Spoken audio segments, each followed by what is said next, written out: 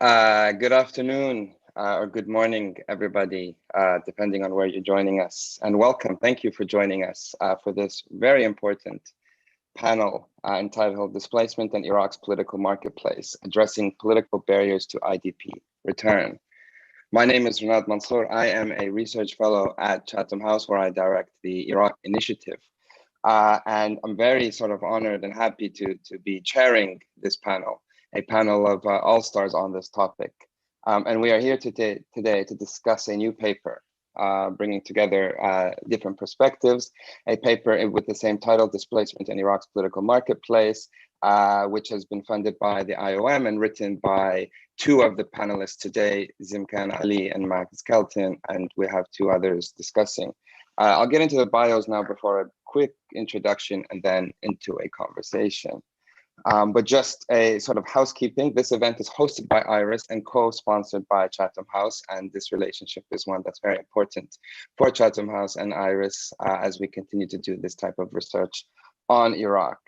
للغة العربية نقر على الرابط تحت الشاشة. So there is translation in the Arabic language for those who would want to switch. You could switch now.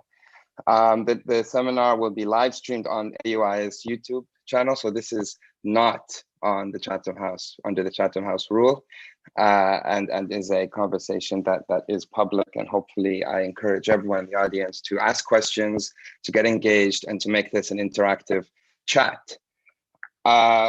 So without further ado, I wanted to introduce the four panelists. As I say, four very important, but also people who've been doing very important research reporting on this issue. Dr. Max Kelton is the Executive Director of IRIS, the Institute of Regional International Studies, as well as a visiting fellow at the London School of Economics, LSE. Dr. Zimkan Ali is a Director of Research at IRIS, and he holds a PhD in Politics and International Studies from the University of Leeds in the UK. Nadia Sadiqi is a cross-disciplinary researcher and writer interested in the links between cultural practice, social dynamics, and justice, and she has a strong background in research design analysis. She's a co-director at Social Inquiry, which has been doing very good work on the issue that we'll be discussing today. And Louisa Lovelock is the Washington Post's Baghdad bureau chief. She joined the paper as the 2016 Lawrence Stern Fellow and later covered the war in Syria. She's covered Lebanon, and she's been recently covering Iraq.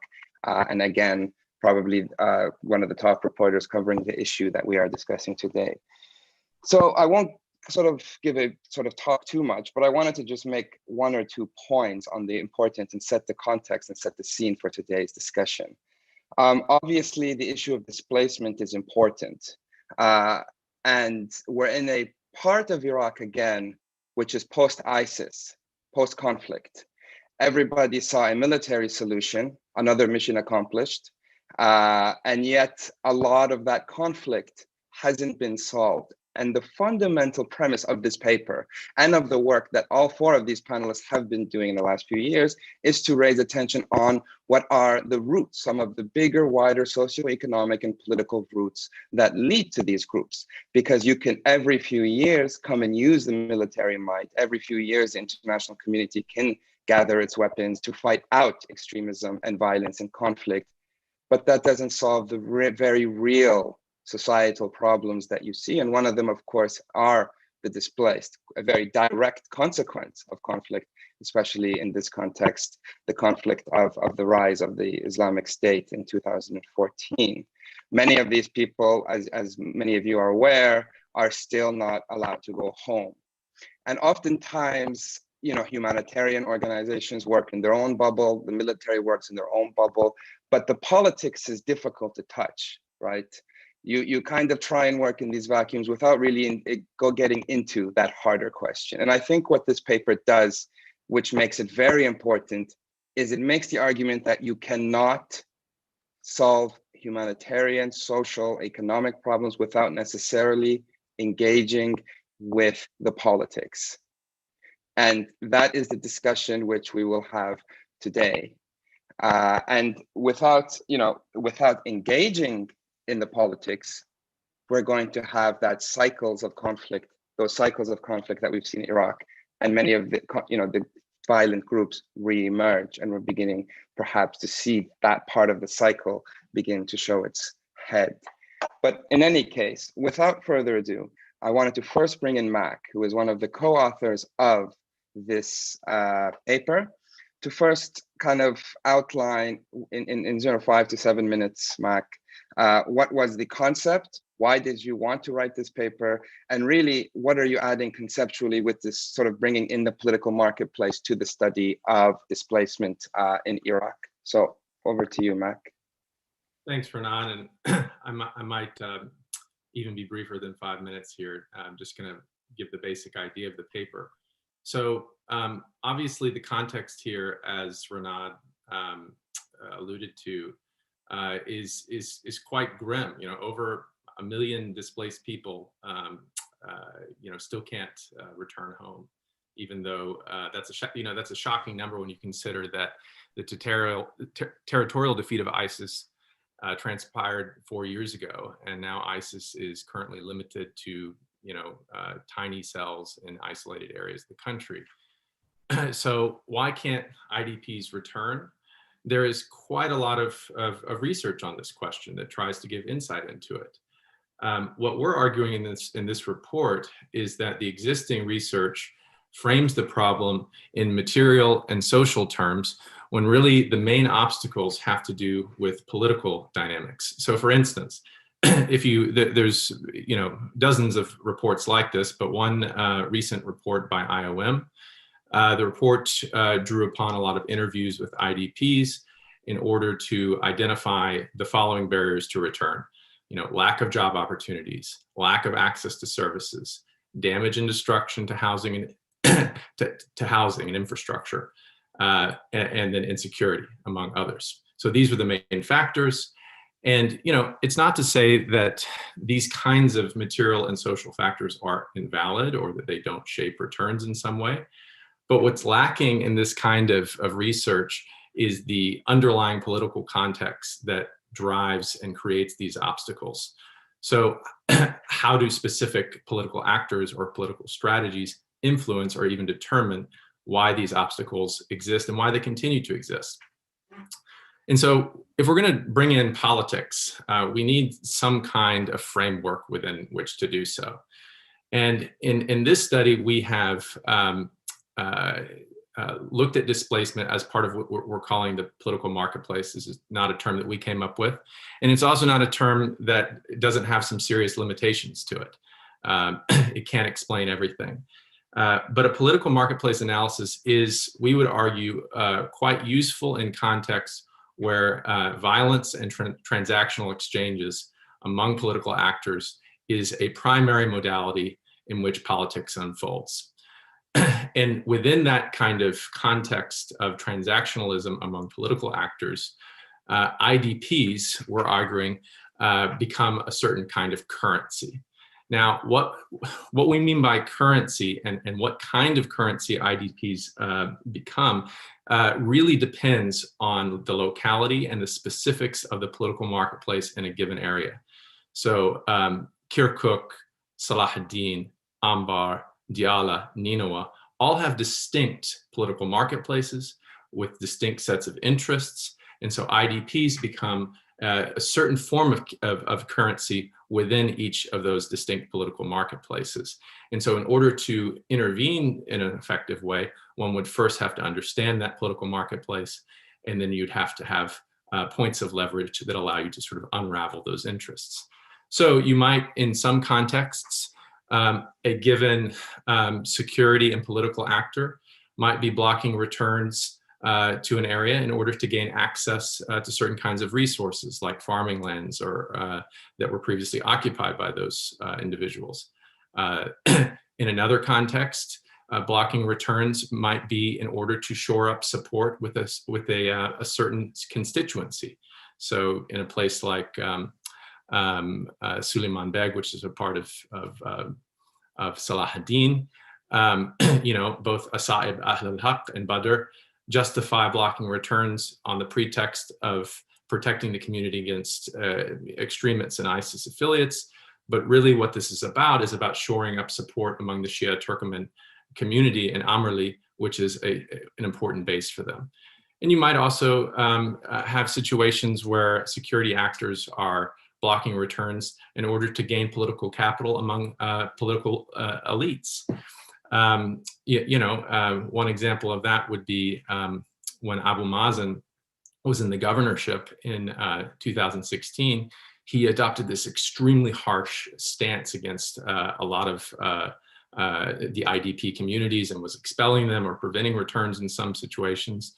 But this was at a time in which he, as the governor, was very vulnerable. He was being challenged by Abu Mahdi, and who was trying to undermine his successes of continuing as governor.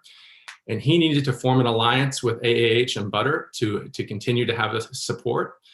And supporting this harsh stance against IDPs signaled to AAH and Badr that he could be a reliable ally in the province, and allowed him to form an alliance, which created sort of a barrier, a buffer against Abu Mahdi.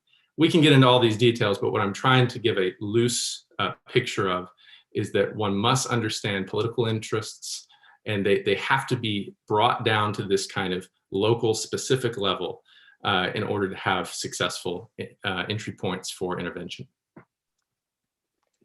Thanks, Mark. Zimkan, if I can turn to you now. I mean, in the report, you focus on the provinces of Anbar, Diyala, Kirkuk, Ninawa, and Salah ad-Din. Mark has already kind of given some hints into some of the examples, but I mean, empirically, what are some of your big findings? What have you sort of found? If you have one or two big findings that you think is necessary to inform the public, but also policymakers, both in and outside of the country, in dealing with this sort of issue, but also bringing the politics into the equation. What are those findings, Zimkan? You got to get off. You're on mute. Yeah. Yeah.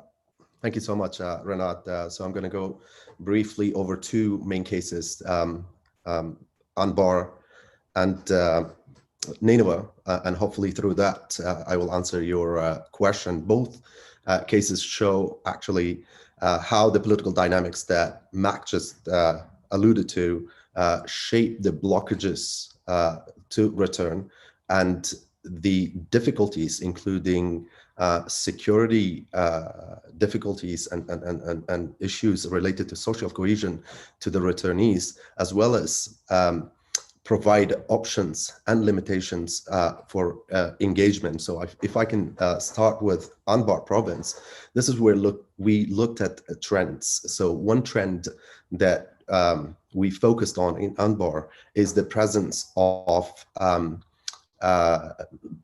blockages in the sort of the peripheries of the province. And by peripheries, I mean the western borderland, namely around Qaim, the border with Syria, and then the eastern border of Anbar with Baghdad, around towns like Amariyat Samud. This is where severe barriers to return exist in Anbar. And if we look at this trend and try to use political marketplace to explain it, the political marketplace attributes these blockages to the presence of the forces like the PMF and the concentration of their geostrategic, political, and economic interests in those areas, as well as the weakness of the political faction led by Mohammed al-Halbousi, to his weakness and the weakness of his party to engage with the PMF and negotiate the return of IDPs to those areas. Or when they return, he's not as strong. He's not in the position to provide security for them when they return to those areas. So basically, any concentration of Sunni population in those borderlands and strategic areas is perceived as a threat by factions within the PMF. And let's be clear, in Qaim, for instance, you have the Kataib Hezbollah, who has the upper hand in those areas. They perceive reconcentration of Sunni population as threats to their geostrategic, economic, and political interests. And by geostrategic, I mean the Qaim constitutes an important element of the land bridge that connects Tehran and its local allies in Iraq to Syria. They use this border crossings in order to move weapons and logistics to their allies on the other side of the border. But also it is about the Iranian regime and their local allies trying to push out or challenge the presence of the US in Anbar, especially around Ain al-Assad base. When it comes to economic activities, these groups are, involved in all sorts of economic activities, illicit economic activities, extraction, taxing goods and services that pass by those areas. So what happens is that they want to have a freedom of movement, and they want the area to be free from concentration of repopulation of the Sunnis in those areas. And the problem, the key point here is that you do have a political faction led by Halbusi that consolidated itself in Anbar via aligning with the local administration in both Fallujah and Ramadi, as well as aligning with the Anbar operation commands.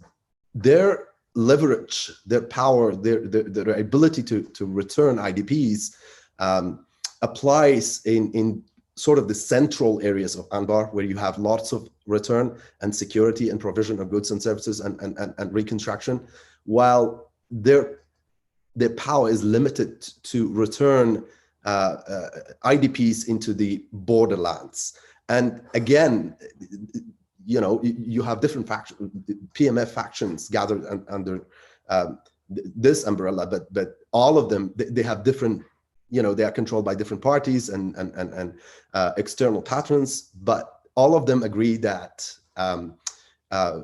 that the areas, the border between Baghdad and Anbar needs to be secured in a sense that they can't have repopulation of the Sunnis on those areas, because they want to protect the regime in Baghdad and the state institutions from possible re-emergence of groups like ISIS. So what is the option for here? What is the option for intervention? You do have some options working with the faction led by Halbusi, which is basically a network. You don't just go and turn up in the office of the governor. You work with Halbusi, with the Anbar operation commands, and with the governor and other peoples in Baghdad. Again, but then when you move to the to Nainawa, you have the similar trends of difficulties of return to areas, peripheries of Nainawa, like Rabi'a and Ba'aj, where armed groups tied to KDP and Badr, they prevented or made life difficult for returnees. Here, you don't have the international community and international actors have limited options to work with, because you basically don't have a similar consolidated political faction as Halbusi. What you have is a governor who is a product of a deal that does not have much power to negotiate with these groups. Actually, he needs to respond to their demands. So I will stop here and would be happy to go over the thank you.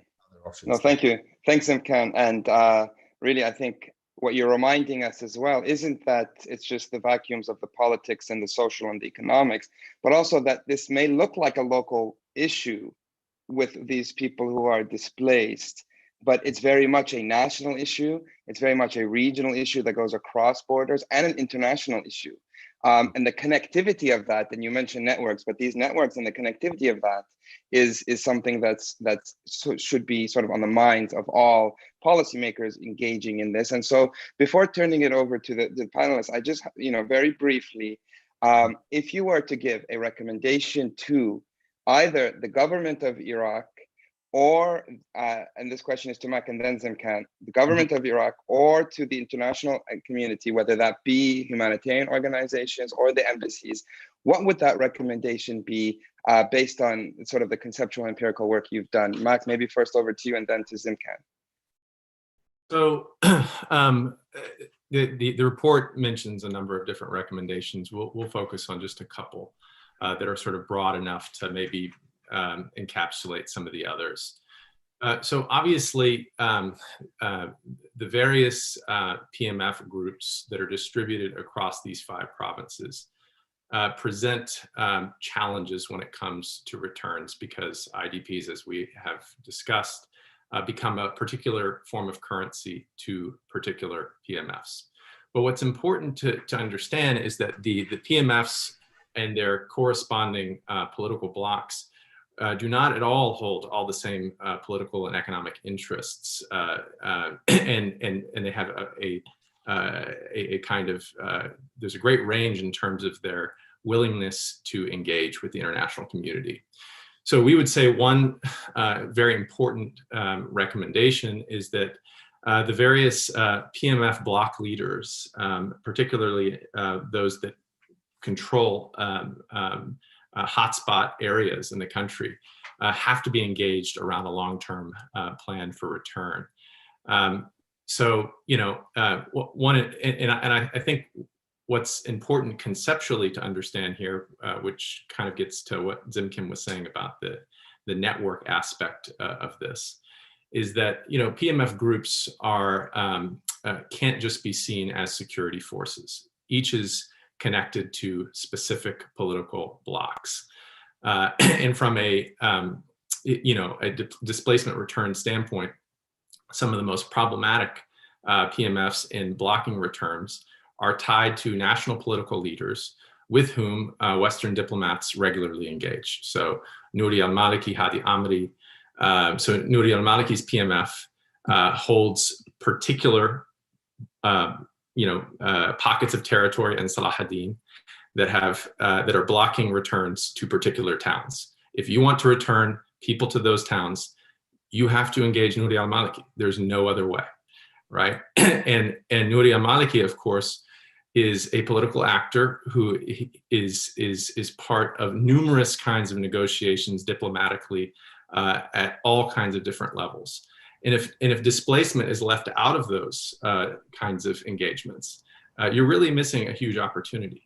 But that's where, as the international community, you know, the understanding of displacement from a policy standpoint has to be really totally transformed, because we don't currently have the diplomatic community does not currently engage IDP, the politics of IDPs at that level. And so the whole kind of manner of engagement with a particular political figure like Maliki would have to be reconfigured to include these sorts of displacement dynamics.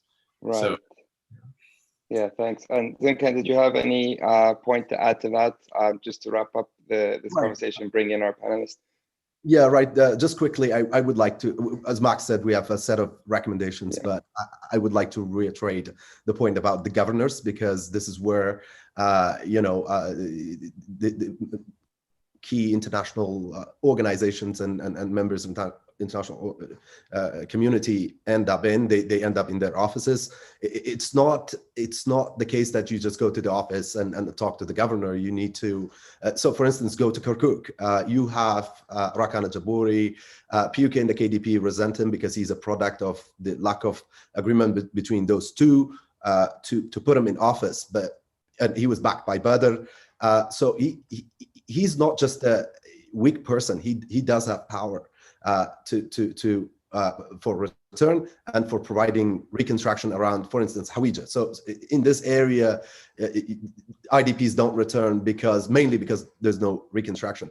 So when you go to his office, you talk to him, it's fine, but it's also the case that you actually need to talk to the emerging new power relation after 2017, which is PUK Badr and Rakan Jabouri, where you negotiate over providing or allocating money for reconstruction in those areas. You got to talk to both the PUK and Badr, because both of them were engaged in the destruction of those areas during the fight with ISIS.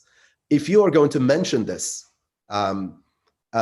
that they both caused this, then they wouldn't agree for allocation of reconstruction fund from Baghdad. So what I'm saying is that, again, you need to talk to a network of people, not just one person. Thank you. And a reminder to everyone tuning in on Zoom that if you'd like to ask a question, to use the Q&A function to ask those questions. And then we will interactively throughout sort of the discussion today, go through the questions and answer as much as possible. Okay, so that's the report. Now let's bring in a discussion. Let's have a discussion on the report. And I wanted to, begin first with Nadia.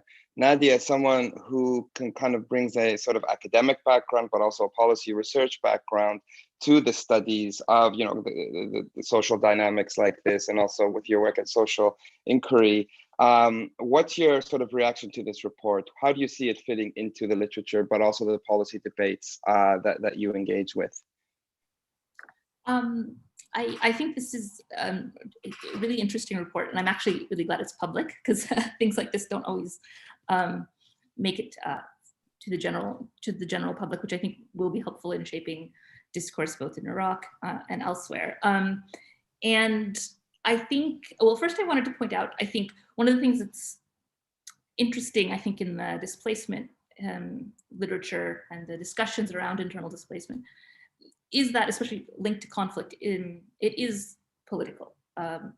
Displacement is political. It's a politically driven, returns are politically driven.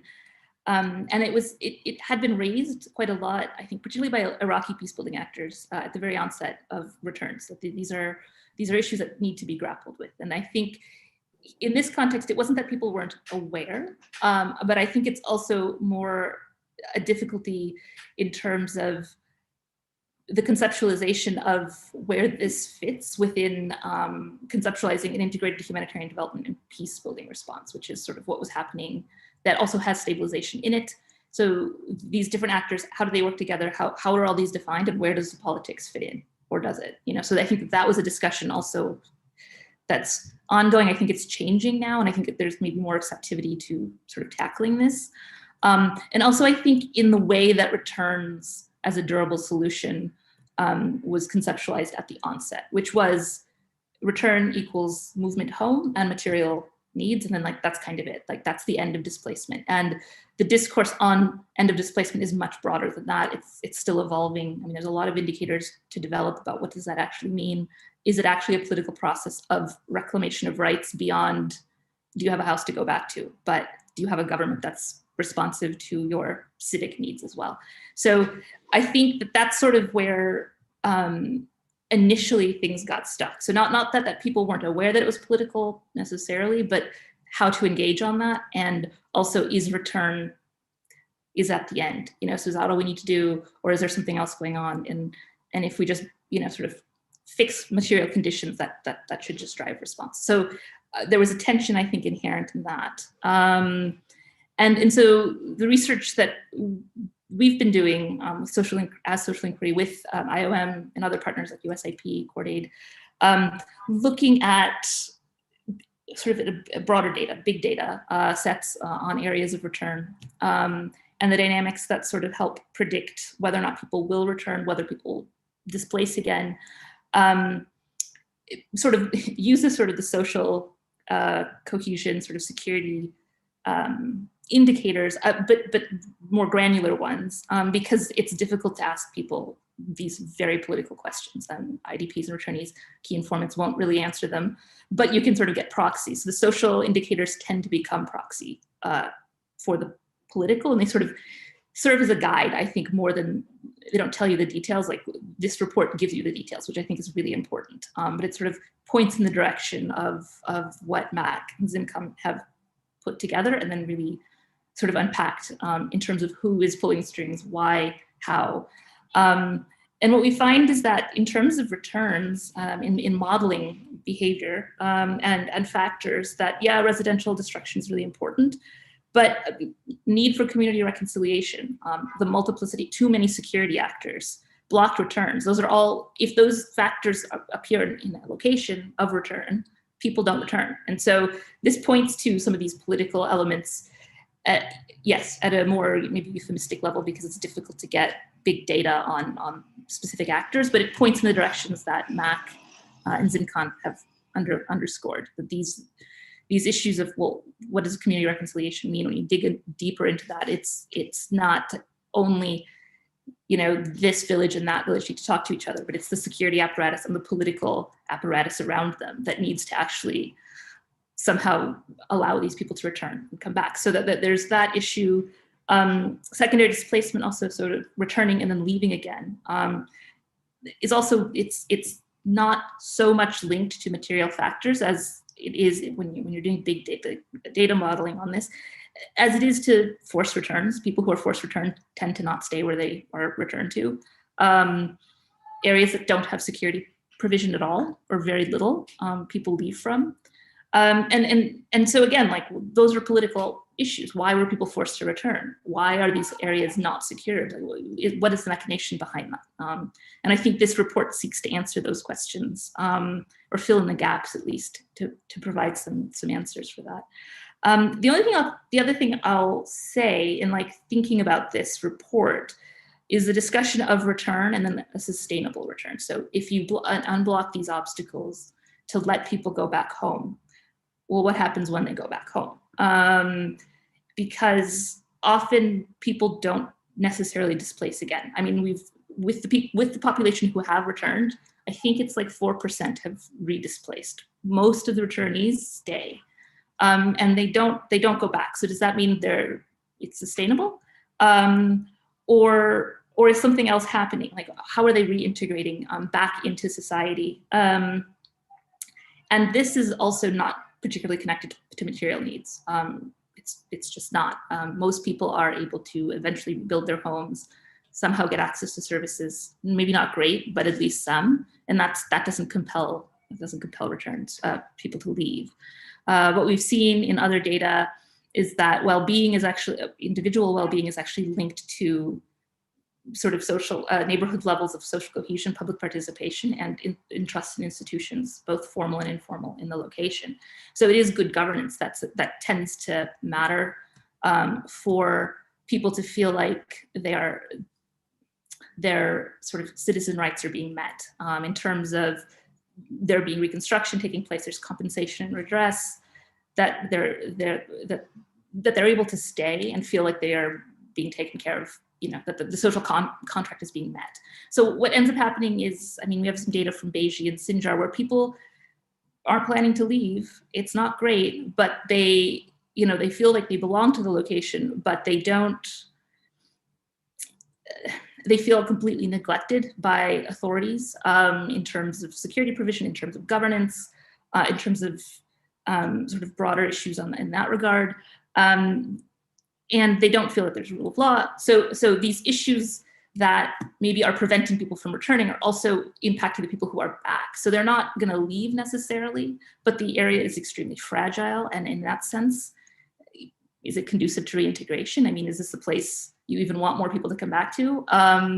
So I think that's what's been interesting to read this on that side, based on the data we have on what is a sustainable return? What does that even mean in the context where people, if they do come back, they're not leaving. And so for me, this was a really interesting report because it just further highlights sort of the continuum of displacement and return, that it is a continuum, that it is a political continuum, and that the actors that might be preventing returns for some people are actually making life very difficult for the people who have returned as well. So it's not just using leverage to get people to come back, but then it's continuing that leverage to make sure that the people who are coming back to a place that's not more fragile than when they left, basically. So I think that's sort of what I've come to, and this is how it sort of fits into the literature. I think that's ongoing on what does return mean in policy debates, and also in measurement debates. What does it mean to have an integrated response that tackles both material and political needs? That's also, and linked to displacement. That's an ongoing discussion that I think needs more clarification on definitions and what are these concepts? What is peace building? What is civilization? What is? So I think this report sort of centers all of that and goes into a lot of detail for the Iraq context, but I think also elsewhere, as an example of things to be looking at. I'll stop Great. there. No, thank you. Thanks, Nadia. That was great. Thanks for giving that bigger picture, but also sort of noting that it's not just about return, but it's about the sustainability of return and the longer term solutions as well. Oftentimes policymakers are focused on, a checkbox, right? Or have they returned? And therefore the conflict is over. And no, this is an issue of governance. And I think, your comments are very helpful in remembering and reminding people of that. I wanted to sort of now move on to Louisa.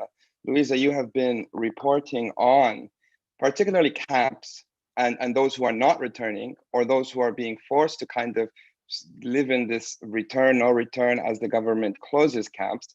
And really, I think from your reporting, we're beginning to see a debate, not just in newspapers, but also in policy circles in Baghdad and elsewhere, as you begin to raise this issue. If you could give us an up-to-date sort of, update on where we are in those areas, particular areas covered in the report on the camp closures. Are they closed? And what are you seeing as the key trends from your reporting on the return of displaced? Well, so we focused our reporting on the sort of most recent round of camp closures, particularly in federal Iraq. Of course, the displaced in Iraq are very much, or the people who are in camps very much are in the minority, but those who are in the camps in federal Iraq in particular really are, I think, one of the most vulnerable populations in Iraq right now. They are the people who couldn't go home, not just because they didn't have homes, but because they have perceived affiliation to the Islamic State. And that could be a direct tie, that could be a sort of fairly nebulous, far-reaching link that means that ultimately they're reliant on someone who's reliant on someone, which means they can't get home. So these people in camps which were closed from October through to the beginning of January are incredibly vulnerable. They cannot go home. That is clear, but the Iraqi government seems to have taken a position where they've promised, for potential political reasons, to close the displacement file, and the closure of the displacement file to them means the closure of camps. It does not, at least at the rhetorical level, mean that they are going to deal with reintegration or anything else. And of course, there's more going on behind the scenes, but that is what they present. So we reached a situation through October, November, December last year where camps were closing at an accelerating rate. And you reached a point in January, where there was basically a sort of 11th hour decision to suspend a camp closure, the final camp closure for the most intractable cases, a camp called Jeddah 5. And the people we were speaking to there were genuinely terrified about what was going to happen.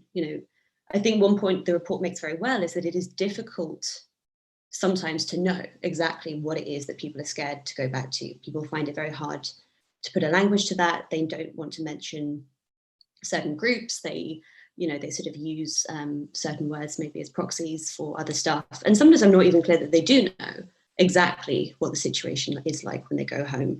But what was very clear was that pretty much everyone knew someone who had a problem, or if they didn't know someone, they sort of perceived that to be an idea. They thought they'd heard of someone. People who have had problems without civil documentation, going back through checkpoints and being stopped on the road. People who get home and have problems, people who have all the documentations and still get stopped at checkpoints and still are in prisons. And I think what we really saw with the government response through the end of last year was that while they said they would close the camps, and these things where aid workers used to get 3 months notice for a camp closure, and that was short, they were getting 2 or 3 days at this stage. What we saw was an accelerated push to close these camps without any plan of how to get them home. And this is where this report is so important. This is where we see these political dynamics come to a fore. Every day, at one point, that it sounded like there was a different group of people were being told from the camp, you need to go home now. And so they would go back to their area, and every time there was a different experience. There was even a situation where people were put on buses, taken back to an area. The ISF were told, you can't take them in, and they didn't, and there was then a protracted negotiation, and they had to be sent back to the camp. So without a willingness to engage in these political issues, there is clearly no solving this problem. I suppose this has been kind of, most of what I was going to say has been quite well covered, but one thing I guess I do wonder about, and I would like to raise this question that Nadia is saying about the sustainability of what happens when people go home, because even if you engage at the political level and you get people home, you get people into a house, you get people into some form of life and some sort of promise that they will be fine going forward. What does fine mean? You know, what kind of access to basic services do they have? Is it who is denying them those basic services as well? You know, ditto, how are they treated? How are they ostracized? And how do they grow up relating to the government and the state and its security forces going forward? One thing that was very clear in the camps, particularly in our latest trips, and this was quite different actually to trips earlier on, where it was less to do with people with direct or perceived affiliations to the Islamic State, was how terrified they were of the state, of the government, of the security forces, and how they were genuinely convinced that these people were out to get them. And that's a, you know, if you can't unpick that legacy going forward, that's going to be a problem. Thanks, and for highlighting those issues, Louisa. Clearly, the Iraqi government, like governments prior, is looking for quick fixes, and sometimes, as you say, closing a camp may look good on paper because you can check that box, but what happened to the people, right? And oftentimes, it's the people who are forgotten in all of these conversations, and it's good that you've been reporting on those people and the fear they have of their own governments moving forward. And you raised a really good question that I thought would be good, and reminding everyone to keep sending. I'm getting questions in the Q&A, but to keep sending them. But maybe sort of to pick up on the question you raised, because it's important, and maybe to bring Mac and Zimkan back in, sort of in the provinces that you looked on briefly. What is the end goal? What is the end state? What does fine, as Louisa says, what does that mean realistically, but also obviously necessary? I don't know, Mac or Zimkan, one of you. Mac, yeah? Sure. So I think Ambar would be a useful example. So in Ambar, the speaker, Halbusi, who backs the current governor, they have enough linkages with the Shia political blocs to be in communication to a degree, both directly and indirectly, with some of the PMF forces in Qa'im, okay? Those political linkages are sufficient to get some people home, back into their residences, back into their neighborhoods. But they are insufficient, they are not strong enough political linkages to shape the conditions after they are home. So there might be a capacity at some level to convince Kataib Hezbollah to allow certain communities there. But after that, Halbusi basically just does not have enough leverage.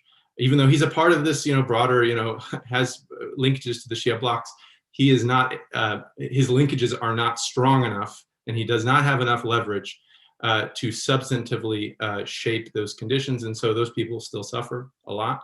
They undergo a lot of harassment. They don't have enough of a political backing in order to sustain some freedom of movement within their context of return. Contrast that with Halbusi's essentially consolidation of political power in places like Ramadi and Fallujah, where he controls the Anbar Operations Command. The PMFs have basically said, this is your area. We're not going to interfere in these couple districts. And so when people return there, Halbusi and his local affiliates can basically provide the political context to where IDPs can return in a way that is more sustainable, and where they can, there can be infrastructure development and all of that. So I would say that, and the same kinds of dynamics are in each province to different degrees, where depending on the leverage points that official actors have and how they are connected to the various political blocs, really impacts the degree to which ongoing infrastructure development, housing, the return of housing, all these things can happen or not happen. It is political to a large degree. Zimkan, if I can pick up on Mac's points, but there's a question that I wanted to ask to you. Actually, it's not my question, it's from Anonymous. But in any case, the question is a good one. It is sort of the relationship between Erbil and Baghdad. How does that play into the story? How does it play into facilitating the return of displaced communities, such as those in Hassan Sham camps, or more generally, what does that, what does sustainable look like vis-a-vis that tension or that relationship? I think as we saw, I mean, the KRG in terms of return and IDPs, they deal with the Prime Minister's office and the ministries. So in that sense, nothing really radical happens in that interaction, apart from the fact that the KDP decided that the KRG decided that they would like to keep the camps. They don't want to force anyone back into those areas, and there's a kind of they benefit from this basically, that they receive international community's attention, sometimes aid, and in certain circumstances around Sanjar, the IDPs in Dahok, they are used as a currency, basically, as Mac referred to, that they're holding them so that they can be used in the future for building patronage networks inside Sanjar itself. So part of them could be used as the members of the security forces that according to the new agreement that allows the KDP KRG to employ or identify the people who are going to be employed as local security forces. But in general, the interaction between the two sides is very official government level, and I don't really think it leads to anywhere other than providing the KRG and the officials here with greater attention and finances and funds to keep the IDP camps in the KRI, which helps the KRG to get greater attention of the international community as being peaceful and kind of a pro-humanitarian government. Great, thanks. And there's a few other questions to both of your authors, but I wanted to bring in Nadia on a question that I saw from Gabe. What are the long-term security consequences of failing to provide children living in East Mosul? So the security, but also sort of camps with access to quality of education. So these are some of the bigger social issues for sustainable, return and development. I don't know if you've been looking specifically at East Mosul, but I thought some of your comments may be useful to answering this question. Can you repeat that? Sorry, you broke up just a little. Oh, yeah, no problem. What are the potential long-term security consequences of failing to provide children living in East Mosul IDP camps with access to quality education? So it's the link between education and some of the problems that we've been discussing. Well, I haven't looked specifically at this, but I think it would be, I think it would be akin, again, like this.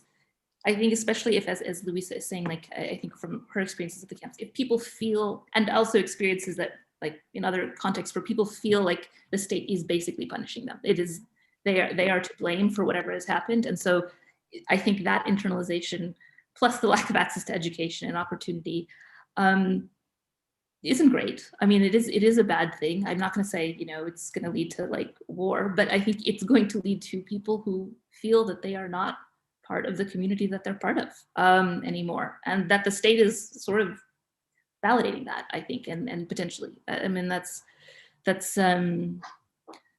think it's just not a good thing. It perpetuates fragility for sure, if nothing else. I mean, and it has impacts on cohesion. It has impacts on what these people can do, how they're perceived by others, how they perceive themselves, I think, in the broader scheme of things. So I think the limiting of services, and a lot of organizations have talked about this as well, and the linking of access to, because I think it happens to the non-camp IDPs as well, the linking of services to security clearance, to these issues that are complicated it does already create a second class sort of tier of people, and perpetuating that is in the long term is not a good thing. And it probably, if these people do end up going home, I think that will also impact how well they're able to reintegrate as well. So. Definitely. It's hard to bring up an issue like education to the policymakers in Iraq who are focused on very immediate consequences. And I think your points on sustainability are sort of important to continue to reiterate in this discussion. Louisa, there's a question from Jacob Erickson. To what extent is security sector reform, that word, and accountability for crimes committed a way of helping to allay some of those returnee fears? Well, it's certainly important in the sense that every, I think as this report well highlights, the, political dynamics in every area are linked to the way in which power is exercised, what kind of armed group is there, how they carry out their business, and by and large, where there is violence, where there are people picked up at checkpoints, where there are people stopped from returning home, there is no accountability for that. They maybe go into the what do you call it, the sort of judicial systems linked to those very disparate groups, and then those groups have no need to tell anyone where these people are. But that's not just about, say, the militias. That is also true of the sort of central government and the army itself. So it's not necessarily, just about sort of bringing everything together.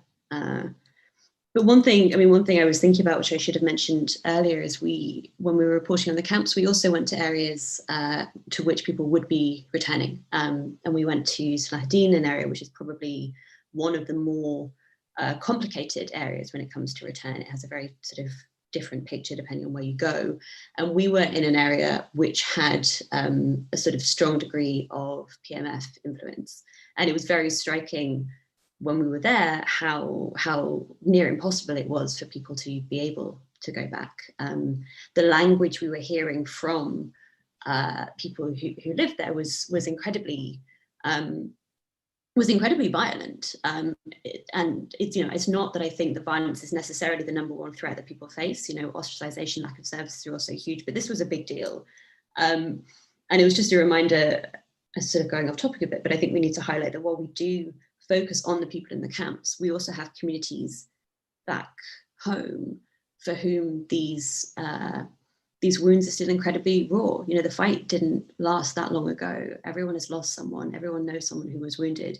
And so this is not just about how the PMF accept someone or how someone walks back into their house. It's also about how people who on a sort of human level have suffered so much at the hands of these groups that people often are affiliated to, how they too come sort of to be at peace, or whatever that looks like in this context, with people coming back. It's a slight tangent, but I wanted to raise it.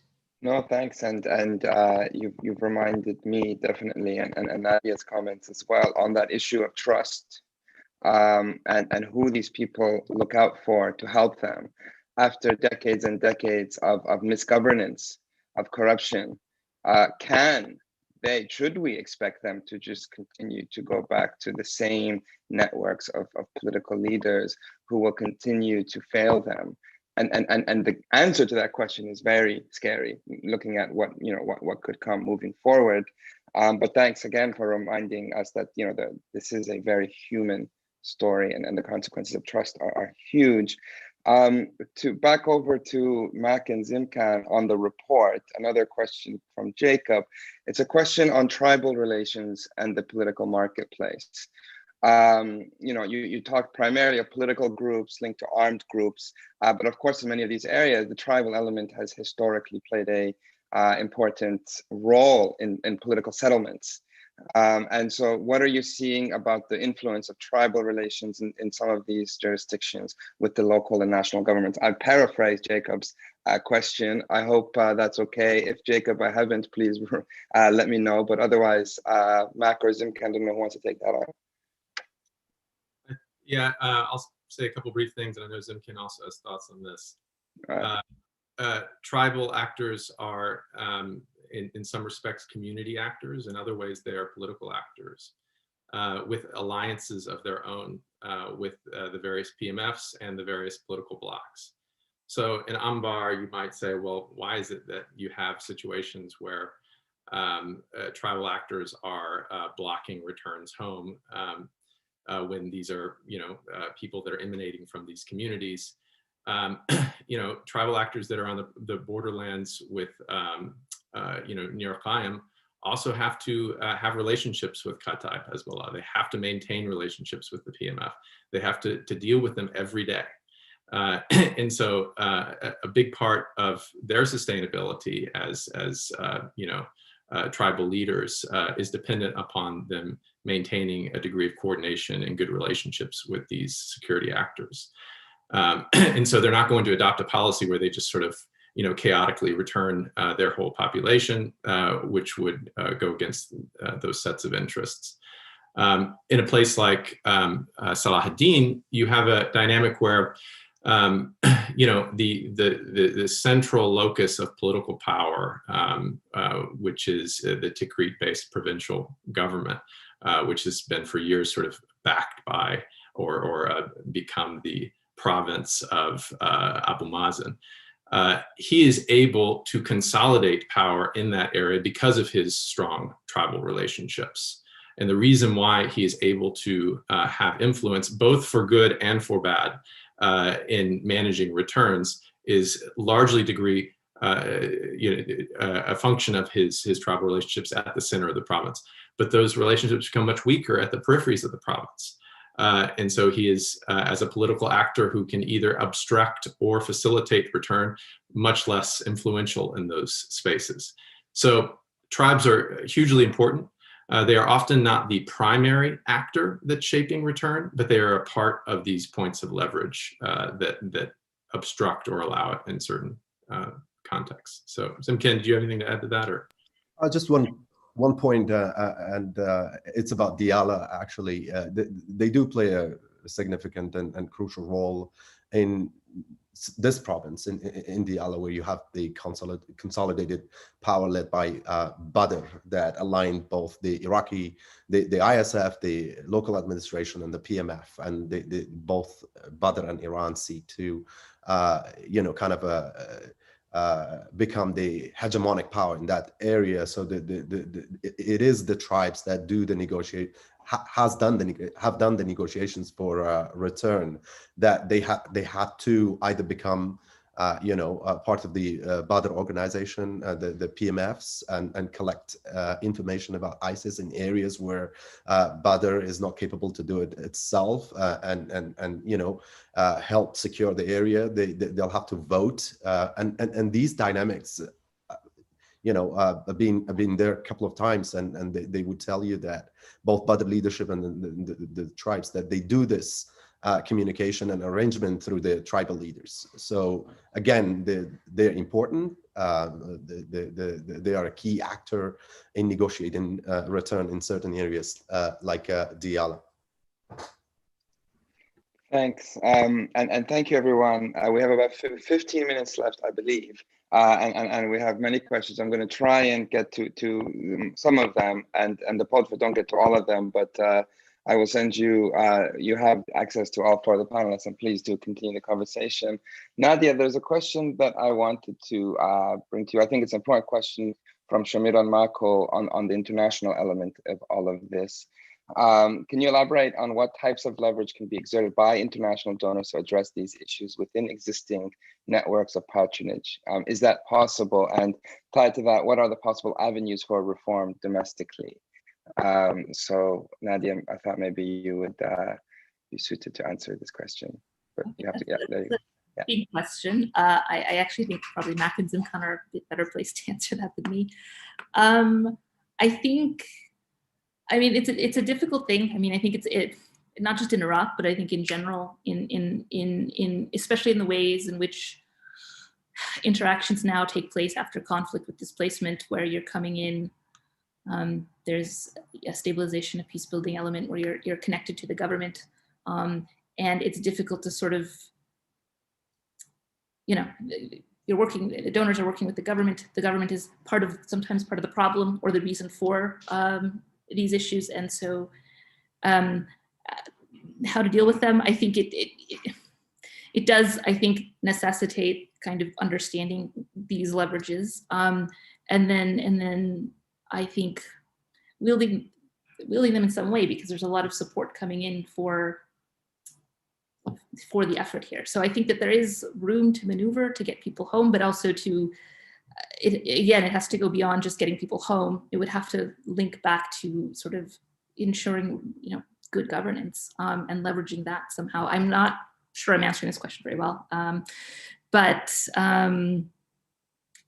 I think it's a broader discussion. I think it's partly where this idea of having a humanitarian peacebuilding development nexus comes in, so that donors, international actors, and national governments together are sort of seeing this as a holistic picture, particularly linked to durable solutions, that all of these things have to flow, not sequentially, but kind of at the same time. Because in the Iraq context, returns were happening while conflict was still taking place in other parts of the country. Peacebuilding needs were needed at that time, but so things were not, it's not a sequential flow of first we do this, then we do this, then we do this.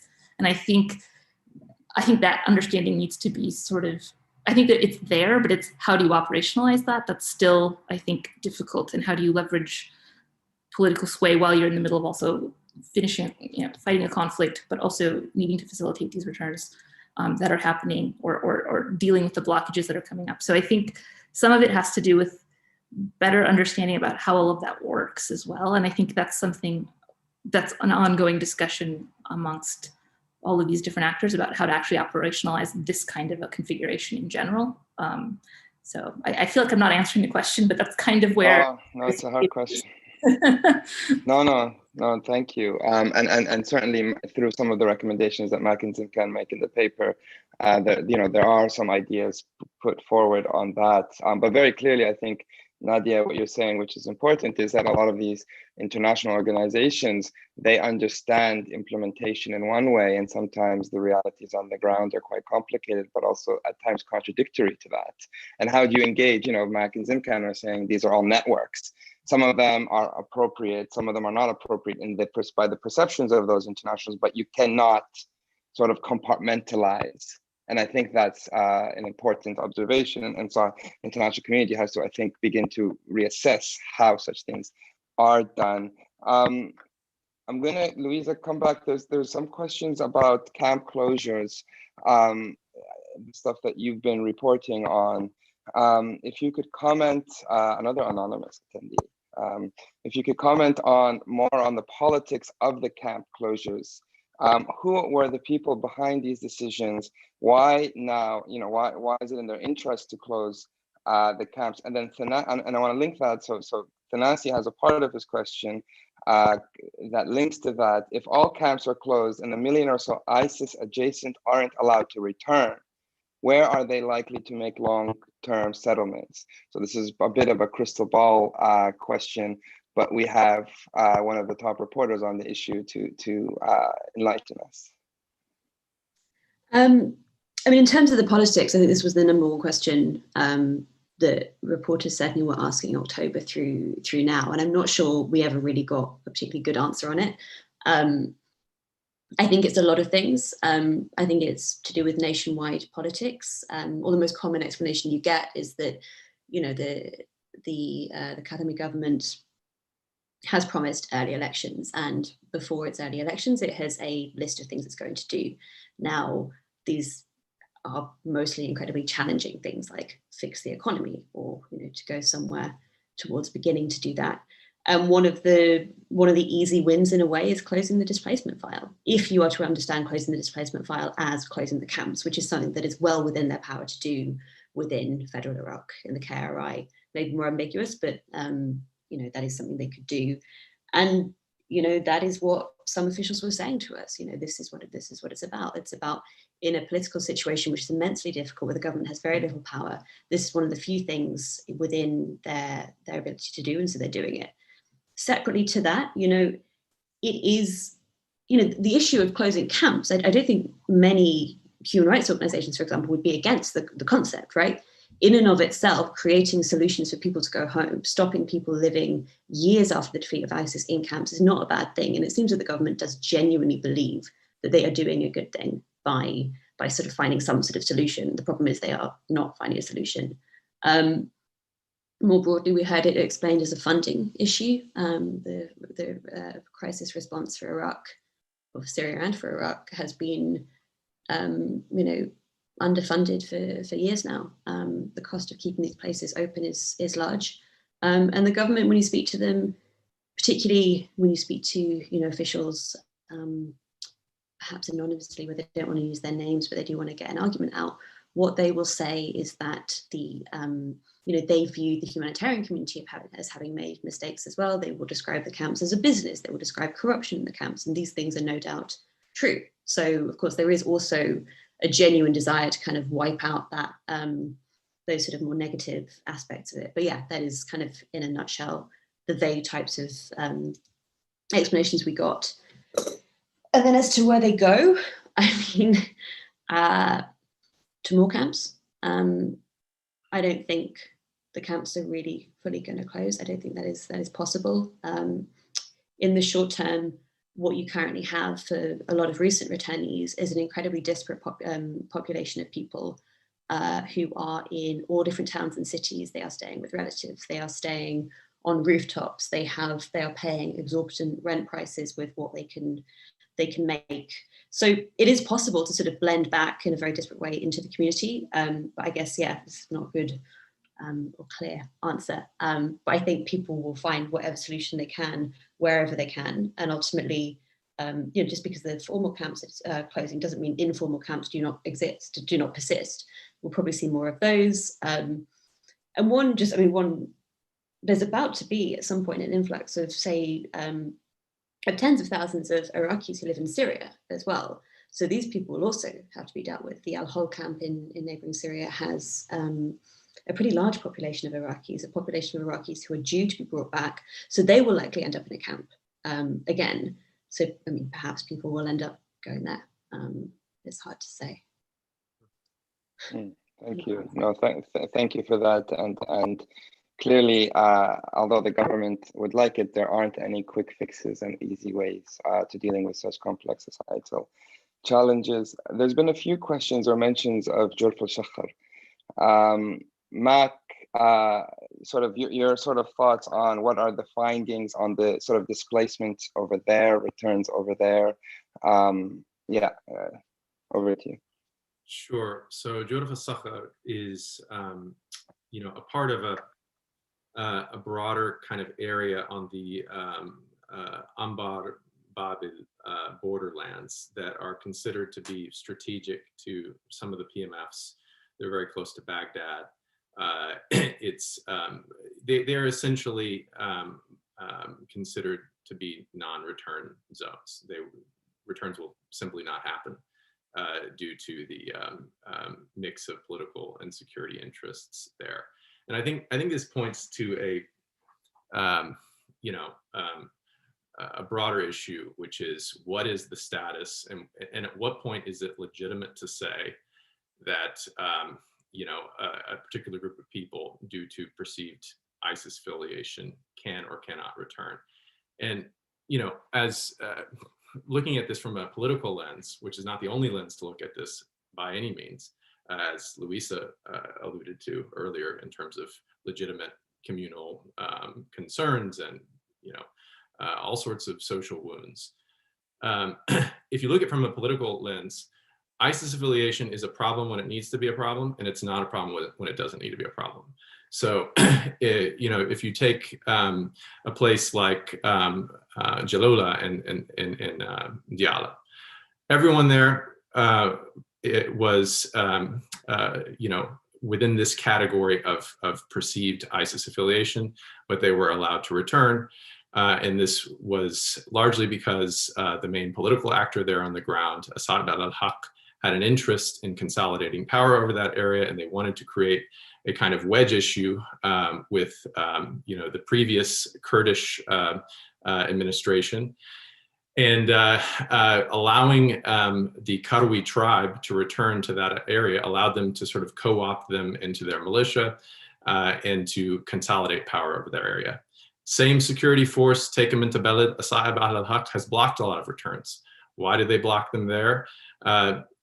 They say it's, you know, perceived ISIS affiliation, but it has a lot to do with the fact that they are, their main constituency of concern is this local Shia Arab population that is the basis of their political support in that area. And so, and there's also, it's closer to Baghdad, you know, it's perceived to be, you know, more of a security threat. All that to say, areas like Jurf al-Sakhar are not qualitatively different than a lot of areas in the country where there are also pockets of ISIS-affiliated communities or perceived ISIS-affiliated communities.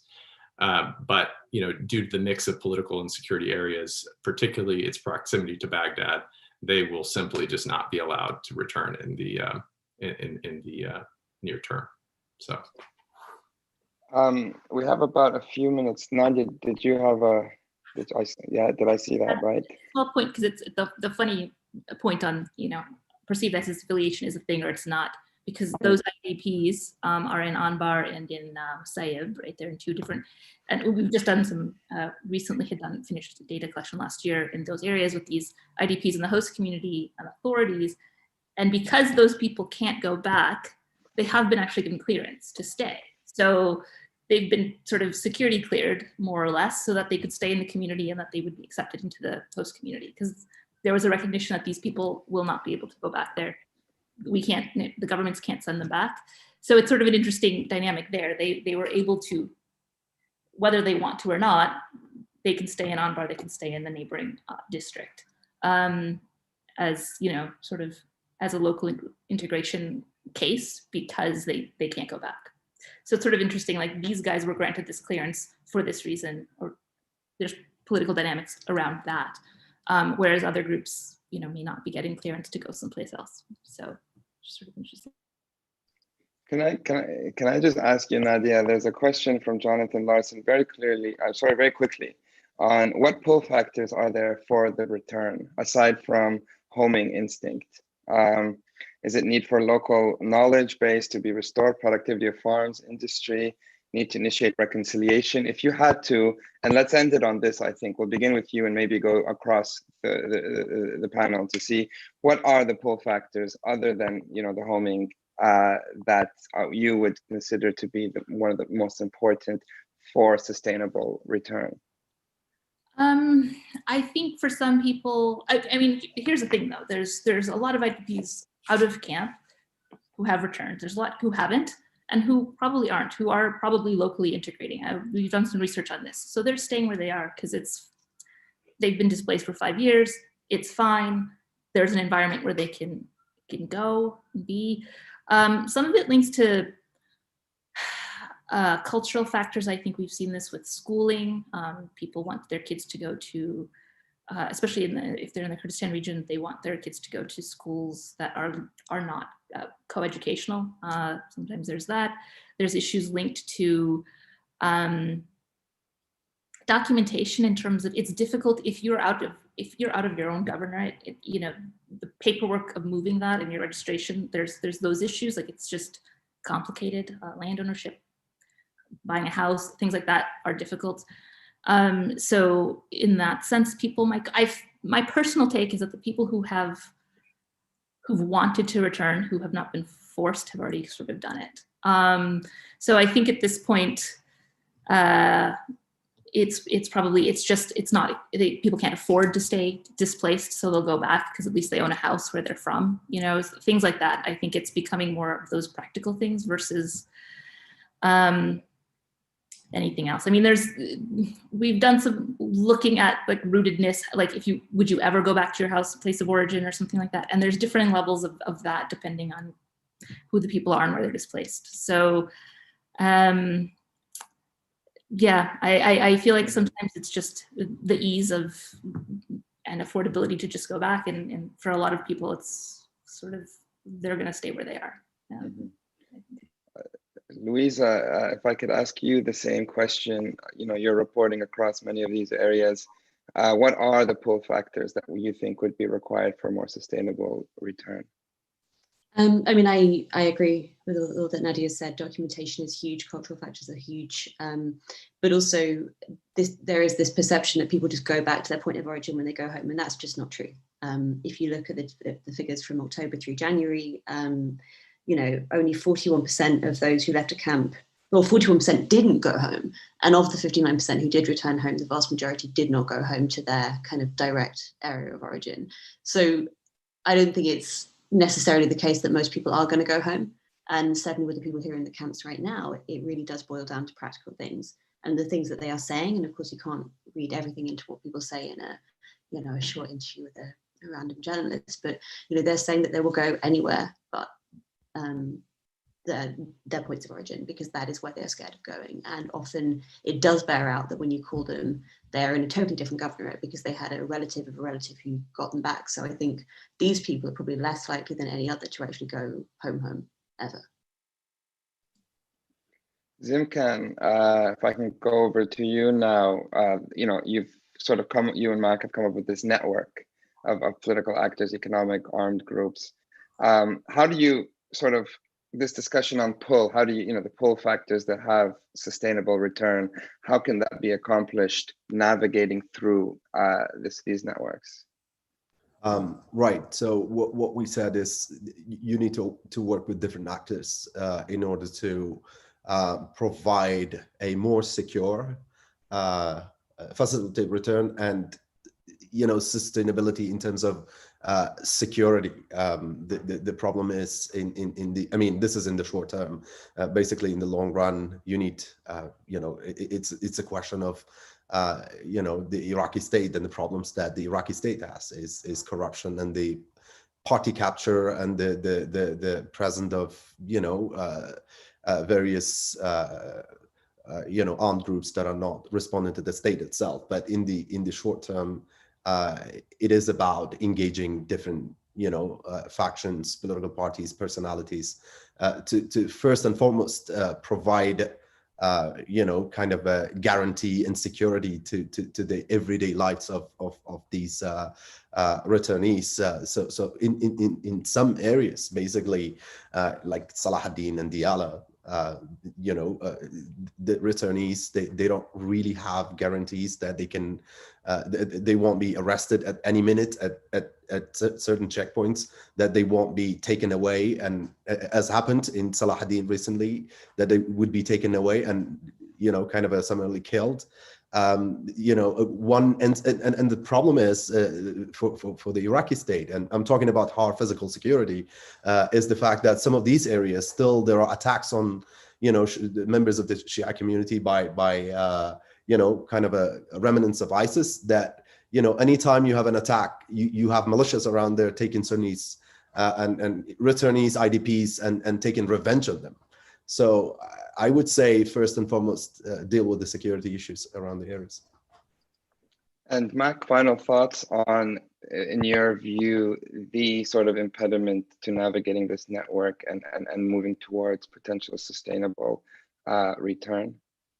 Sure. I mean, if we think about pull factors from again, a political lens, which of course is not the only lens, I think it's useful to contrast between, let's say, these local peace deals that are often struck in order to bring people back, and contrasting that with an actual coherent political structure. So often you hear of there's been a group of tribes and PMFs and government actors who have come together to allow a certain group to come home, let's say to Yathrib, right? And the deal is signed, the people have received their security clearances, but then you find out most people don't want to go home. Or if they do, they feel very insecure when they do. It's because the political structure and the security structure is still the same. There's been an agreement that allows them to be cleared and everything else. But when they return home, nothing fundamentally has changed in terms of the way that power is distributed and their degree of vulnerability. Contrast that with, let's say, certain parts of Kirkuk, like Hawija, certain parts of Anbar, and even certain parts of Ninawa, where there's a relatively coherent political structure, to where when people return home, they understand that from the governor down to the security force that's on their block, there's some kind of coordination and some kind of symmetry. And so they can return within a sort of within the knowledge that the various political and security actors on the ground are more or less on the same page about them being there.